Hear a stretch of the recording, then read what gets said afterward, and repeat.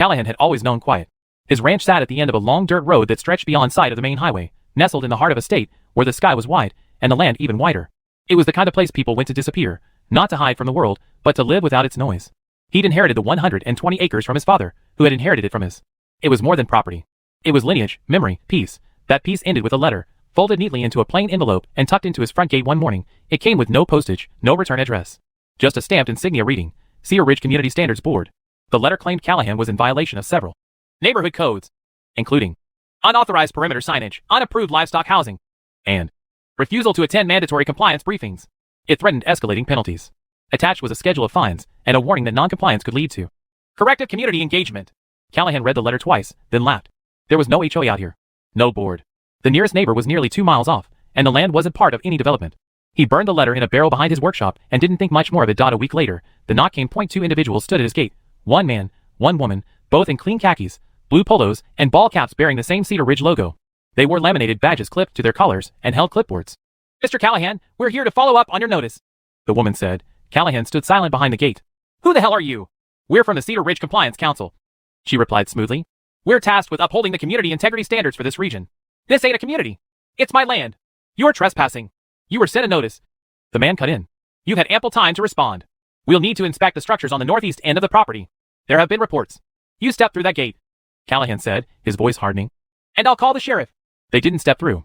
Not then. But they didn't leave either. For 3 more minutes, they tried to educate him on rural community compliance, citing obscure-sounding codes and something called Rural Behavior Harmonization Protocol. Then they left. Slowly. Confidently. That night, Callahan walked his perimeter. Everything seemed normal, until he reached the tree line on the southern edge. A new camera, low profile and infrared equipped, was strapped to an old oak. No markings. No power line.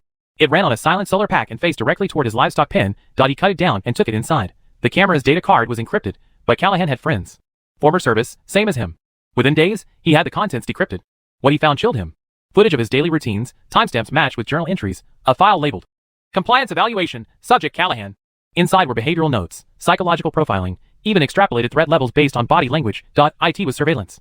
Detailed. Methodical. He contacted the sheriff, who came out and filed a report, but said his hands were tied. If they didn't break and enter, the sheriff said with a sigh. And if they've got some kind of badge, well, this looks like some gray area administrative enforcement stuff. I'll ask around. Gray area. Callahan knew what that meant. No one was coming. He did what his father had taught him. He prepared. He installed his own cameras. Added motion sensors, non-lethal deterrent systems, bright floodlights, sonic alarms, trail cams set high in the trees. He mapped out blind spots, ran drills at night. What was once a homestead became a defensive zone, not out of paranoia, but because the lines were being crossed. Within 2 weeks, the enforcers returned. This time with a group. 4 of them, all dressed identically, arrived in 2 black trucks with government-style decals. They didn't approach the house. They stationed themselves at the gate, set up orange cones, and began inspecting the fence line like it was a crime scene. One took photos. Another scribbled notes on a tablet. After an hour, they left a sealed envelope in the mailbox and drove off without saying a word. Inside the envelope was a citation. $5,400 fine for non-cooperative land use violation. No court contact. No agency name. No appeals process. He knew what this was now. It wasn't about community. It was about control. Callahan reached out to a few other landowners across the county. What he learned confirmed his worst suspicions. Similar letters. Similar visits. A rancher 20 miles west had even had his road access blocked for 2 days by unmarked trucks claiming soil safety testing. No permits. No accountability. Just men with badges and clipboards. The most chilling was a woman named Marlene, a retired schoolteacher who lived alone on 80 acres. Her well had been shut off by compliance workers, citing a code that didn't exist. When she resisted, her mailbox was destroyed and her dog poisoned. She moved within the month. Callahan knew he was next, but he wasn't going anywhere. He dug deeper. Through FOIA requests and underground sources, he uncovered the skeleton of something bigger, an initiative buried under bureaucratic jargon in a Department of Interior report. It was labeled as a pilot program, Rural Behavioral Adjustment and Compliance Model, BACM, a joint project between private firms and a federal oversight group tasked with harmonizing rural development with national behavioral standards. He read the document 3 times. In dry, sanitized language, it outlined everything he'd experienced: identification of non-compliant landowners, behavior correction through isolation, and non-intrusive compliance stimuli. Even a section on dispossession strategies for those deemed ideologically resistant. This wasn't just harassment. It was policy. Callahan went quiet. No calls. No visits. He waited, watching, documenting. And when the next team came, this time at night, trying to breach a gate under the cover of darkness, he was ready. Non-lethal deterrents lit up the trees. His cameras caught every face. One of them panicked and fired a shot. That was their mistake. He called the sheriff. Alvarez came himself, no deputies. And when Callahan showed him the footage, the citations, the surveillance files, something shifted in the lawman's face. We need to go higher, Alvarez said. This isn't just out of line. It's black ops under a civilian label. They reached out to a federal contact. Quietly, carefully, within weeks, subpoenas were issued. Investigators arrived under sealed orders. Offices were raided in 3 states. Karen Simmons, listed as the regional coordinator for the Cedar Ridge Initiative, was arrested trying to board a private flight in Arizona. Her laptop contained folders marked Phase 3, Displacement Metrics, and Contingency Plan 4. Callahan knowed he wasn't a person to them, he was a node. The words echoed in his mind for weeks. Callahan node. It wasn't a name, it was a label. A position on a map. A data point. That's how they saw him, how they saw all of them. Not as human beings with homes and histories, but as disruptors of a planned system, a friction point in the mechanics of behavioral conformity. The revelation shook him.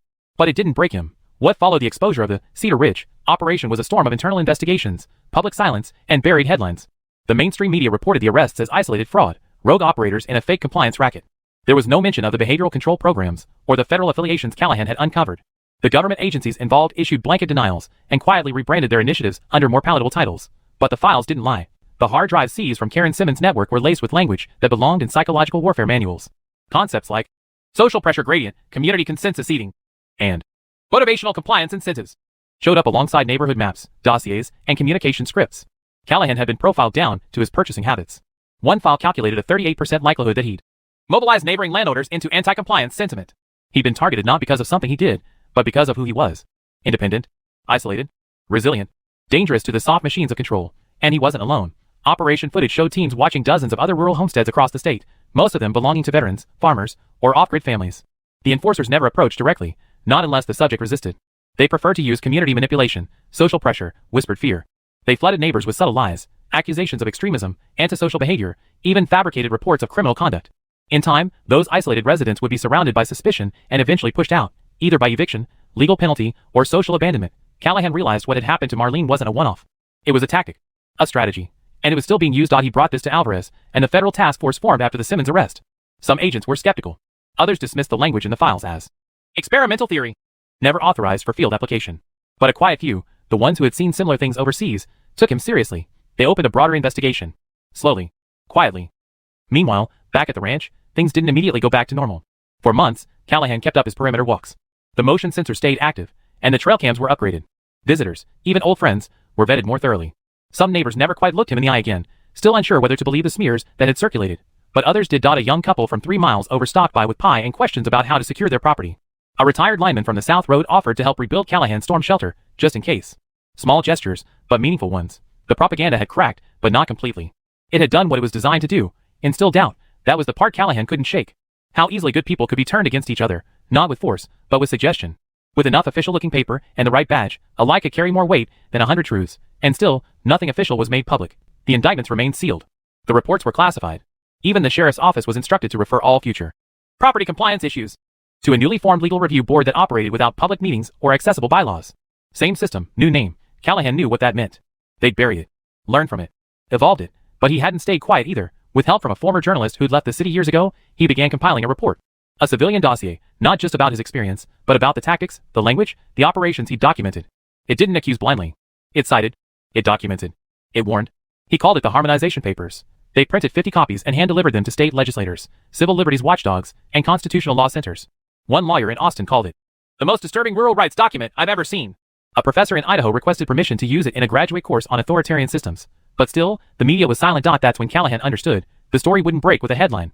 It would break neighbor by neighbor, region by region, community by community. When enough people realized what was being done in the name of safety, order, and compliance. So he focused on his land, his people, his part of the world. The ranch became a quiet hub for others who had been targeted. Meetings were held under the guise of barbecues and livestock trading. Stories were shared. Notes were compared. Networks formed. Not militias or resistance cells, just eyes open and backs watched. Callahan wasn't interested in war. He was interested in truth. He knew the ideological threat hadn't disappeared. It had only gone quiet again, slipping back into paperwork, bureaucracy, and polished mission statements. But he also knew something had changed. It had been seen, named, understood, and that made it weaker. As the months passed, he built a new barn, added 2 more goats to the pen, and reseeded the west pasture. Life moved on. But he carried the knowledge with him, like a scar, a reminder of how close the edge really is, even in a place that feels untouched. He often stood on the rise behind his house in the early morning, coffee in hand, watching the mist roll off the grass like steam from the bones of the land. He didn't trust peace anymore. But he respected it, and he was ready for what came next. The storm that had once passed over Callahan's ranch wasn't just metaphorical. There had been real clouds, real thunder, real rain soaking through the soil, as the first reports of federal involvement began trickling out. The land bore the scent of something renewed after trauma. Not peace, not entirely, but something close to endurance. And in that quiet stretch of land, Callahan learned that survival was only the first chapter. What came next, what mattered most, was ensuring that what had happened never happened again. His home became more than a property. It became an archive. Over the winter, he converted his old hay barn into a research station of sorts.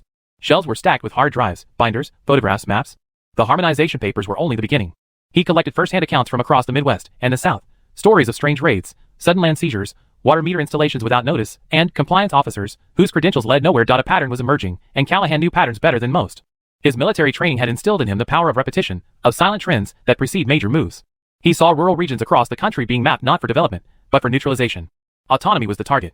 And anyone who didn't play along, farmers who ignored federal conservation incentives, off-grid families, preppers, old-timers with no bank debt, were being quietly profiled. He called it Phase 4. That phrase, lifted directly from one of Karen Simmons' confiscated files, haunted him. According to that file, Phase 4 contingency, Tier 2 subjects, referred to a critical point in the compliance cycle. It was the stage where resistance became too rooted for passive dismantling. The solutions listed were chilling, targeted disinformation, asset freeze, community marginalization, then legal neutralization. He'd lived through that stage, and now he was determined no one else would have to. Throughout spring, Callahan began building what he jokingly referred to as the line. It wasn't a physical wall. It was informational. A distributed digital network across small town libraries, hardware stores, agricultural co-ops, gun clubs, and rural clinics. Each node received a data cache, an encrypted drive containing evidence of HOA-based psychological campaigns, fake compliance structures, and the language of behavioral suppression embedded in government-adjacent initiatives. He partnered with a retired logistics officer from Oklahoma and a programmer from Wisconsin. Together, they designed redundancy protocols, ensuring if one cache was seized or wiped, 10 more would remain. No central command. No hierarchy. Just data and access. It was a firebreak, and soon, sparks started flying. Reports rolled in from states like Missouri, Georgia, and even California, small towns encountering new rural revitalization agencies, handing out grants in exchange for compliance with vague infrastructure audits. The conditions were almost identical to Cedar Ridge's operation. Mandatory participation. Unclear penalties for refusal. A subtle encroachment wrapped in official paperwork. But this time, people pushed back. In Georgia, a town hall meeting turned into a spontaneous community defense declaration. Residents presented digital copies of Callahan's data cache, pointing to identical phrases, badge designs, and code structures used by supposed officials. The enforcement group fled the county before police could intervene. In Nebraska, a grain cooperative refused a federal sustainability audit after discovering the firm behind it was linked to Archway Civil Systems, Karen Simmons' old shell network, now operating under a new name. Stratwell Commons. In upstate New York, a family faced foreclosure over alleged non-standard architectural practices, only for an independent journalist to uncover that the law firm threatening them didn't legally exist. Each incident was small, contained, but Callahan saw them for what they were, flares in the dark, proof that the machine hadn't stopped. It had simply changed shape, and that meant his work wasn't done. His name began to circulate, quietly at first, on podcasts about land rights, in footnotes of academic papers on civil resistance, then in state house subcommittees debating rural autonomy legislation. Some called him a hero. Others labeled him a threat. He wasn't interested in either label. In an interview he gave to a local radio station, broadcast only once, late at night, he said, "I'm not trying to lead a movement. I'm not a leader. I'm just a man who got tired of watching other people lose what they built because someone in a suit decided their way of life was inefficient. They can call it compliance. I call it theft. And it's spreading. If you're reading this, you might be next. So stay awake." The station was threatened with defunding 2 weeks later. The segment disappeared from their archives, but not from Callahan's. By midsummer, his ranch was no longer just a ranch. It was a waypoint. Not fortified in a military sense, but in spirit. He had neighbors who checked in regularly, former skeptics, who now brought extra ammo when they came to fish, and strangers who quietly asked for copies of his files before returning to states like Arizona, Montana, and West Virginia. They weren't radicals. They were citizens. Tired of silence.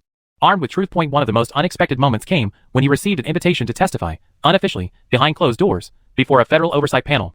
The invite came not through bureaucratic channels, but through a sympathetic senator's aide who had grown up on a farm and knew what was at stake. Callahan accepted. He wore clean jeans, a check shirt, and a tan work jacket. He didn't carry notes. Just his memory. Inside a sterile Washington conference room, surrounded by men and women in suits who'd never seen a cow up close, he told them the story. Not just of what had happened to him, but of what was happening across the country. He finished with this. "You think we're just old men with land and guns. You think we don't read, don't organize, don't see what's coming. But we do. We've seen how these systems work in other countries. We fought in places where this kind of control was the law of the land. We didn't survive that just to come home and watch it happen in slow motion on our own dirt." There was no applause. No follow-up. But he noticed 3 aides leave the room before the session ended. When he got home, the quiet had changed again. It was no longer uneasy. It was watchful. Determined. Because while the agencies behind Karen's operation had been disrupted, they hadn't disappeared. They'd learned. Adapted. But now, so had the people they once thought would never fight back. Callahan stood on his porch one evening in early autumn. The sun was low, casting firelight across the fields. In the distance, his goats bleated, his dog shifted at the base of the steps, and a cardinal landed on the fence post like it had done every evening for weeks. He wasn't afraid. He was prepared. And he wasn't alone anymore. The following weeks tested Callahan's resolve in new ways.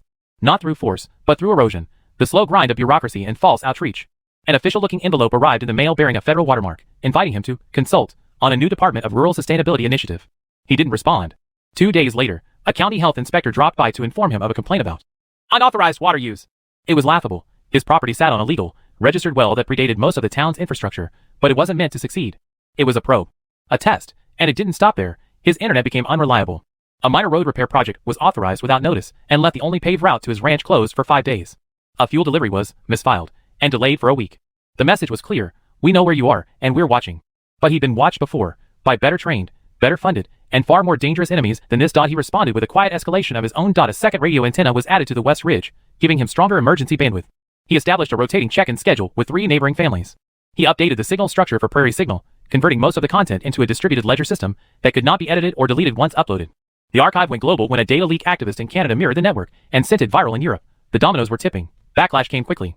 Several lawmakers issued statements dismissing his work as anti-government folklore. One called it domestic disinformation from a retired militiaman. Another tried to subpoena his personal records under the pretense of investigating foreign digital interference. But the harder they pushed, the more people started asking questions. By winter, Callahan found himself contacted by documentary filmmakers, legal scholars, and retired federal investigators who had begun mapping similar behavioral programs that mirrored the one piloted in Cedar Ridge. They showed him files from Arkansas, Iowa, New Mexico, all using the same code language. Social resilience profiling, rural harmonization benchmarks, community recalibration events. It was no longer deniable. It was organized. One document, leaked from a private intelligence contractor, described predictive compliance metrics for rural populations based on factors like energy use, soil runoff, and political donations. Another discussed how localized psychological correction could be achieved through peer-based pressure groups and loss of access to essential services. Callahan read the documents with steady hands, jaw set. They had taken suburban HOA culture, weaponized it with military-grade behavioral science, and projected it onto rural America, and it almost worked. Now, it was time to return the favor, not with violence, but with exposure. He coordinated a series of anonymous releases through Prairie Signal that laid out everything: the language, the design, the funding, the people. He didn't name every name, yet, but the blueprint was there for anyone willing to connect the dots. Within days, forums and news sites across multiple countries were dissecting the documents. The term compliance theater began trending. So did digital displacement. His story was no longer a local curiosity, it was a global reference point, and as the attention grew, so did the danger. A fire broke out on his east pasture, arson, confirmed by the local fire marshal. A tracking device was found under the fender of his truck. A break-in attempt was caught on camera and thwarted by the alarms, and a well-timed floodlight. These weren't amateurs. They weren't just sending messages. They were hunting for something. But Callahan wasn't hiding it. The entire archive had already been duplicated across 12 nations, 5 legal groups, and several off-grid networks. He wasn't the keeper anymore. Just a witness. Still, the personal toll was real. He slept less. Trusted fewer people. Stopped attending church, not because of the faith, but because he didn't want to endanger others.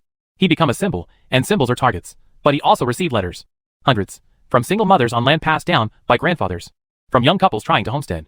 From old veterans who hadn't trusted government since Vietnam, but never thought they'd see suppression like this at home. They didn't want money or protection. They wanted knowledge. Tools. Ways to fight back. So, he gave them everything he had. In the spring, Callahan traveled for the first time in months. Quietly, without announcement, he visited 4 states to meet with county coalitions forming civilian-led land rights councils. They weren't extremist groups. They were sheriffs, mayors, farmers, small-town librarians, veterans, people tired of the slow rot of outside control. He didn't make speeches. He listened, and what he heard was encouraging. People were building things. Legal structures. Watch networks. Cooperative funding for land defense. And they were winning. Several counties had passed ordinances banning behavioral audit programs unless publicly disclosed.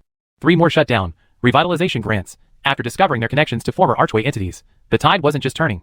It was shifting course entirely. And Callahan, tired as he was, kept going. Because he understood something they didn't. Freedom doesn't collapse in one moment. It's not a dramatic fall. It's a million tiny surrenders stacked in silence.